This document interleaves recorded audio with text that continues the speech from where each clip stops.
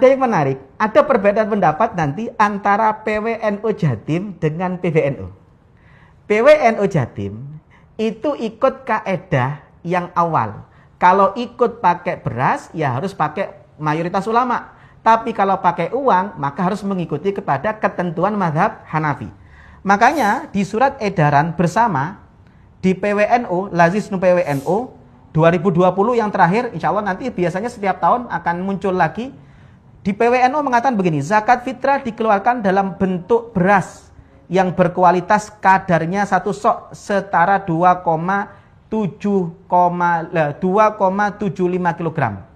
Tapi bagi orang yang ikut menggunakan zakat pakai uang, PWNU mengatakan harus mengacu ke mazhab Hanafi, yaitu 1 soknya 3,8 kg dan harus menggunakan kurma, jelai, gandum, ataupun anggur kismis.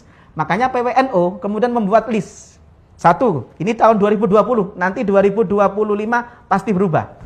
Di PWNU itu mengatakan kalau menggunakan kurma ajwa, tahun 2020 itu per orang sekitar 1,1 juta zakat fitrahnya. Lebih tinggi, karena mengacu ke Hanafi.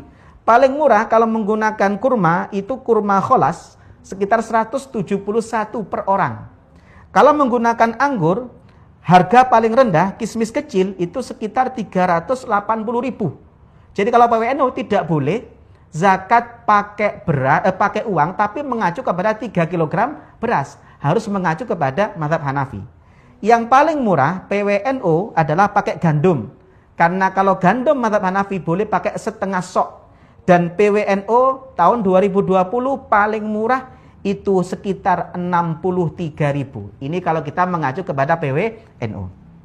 Cuma yang unik, PBNU memperbolehkan zakat fitrah pakai uang senilai beras 2,7 kg. Kenapa kok beda? Ini yang unik. PBNU ketika mengacu kepada pendapat bolehnya pakai uang, mengacu ke beras, kata PBNU, ini bukan talfek. Kenapa? Yang dipakai oleh PBNU adalah pendapat dalam mazhab Maliki. Ada seorang ulama namanya Ibnul Qasim yang memperbolehkan zakat pakai uang. Sedangkan ketentuan zakat Maliki sama dengan Syafi'i.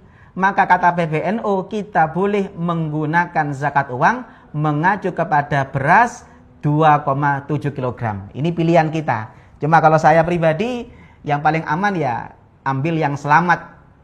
Bagaimana solusinya? Kalau saya bilang ke masjid begini, masjid kalau saya anjurkan tetap pakai zakat, pakai beras. Supaya kita keluar khuruj minal khilaf, keluar dari khilafiyah. Bagaimana prakteknya? Prakteknya begini, masjid tidak boleh menjual zakat fitrah, karena itu bukan berasnya panitia.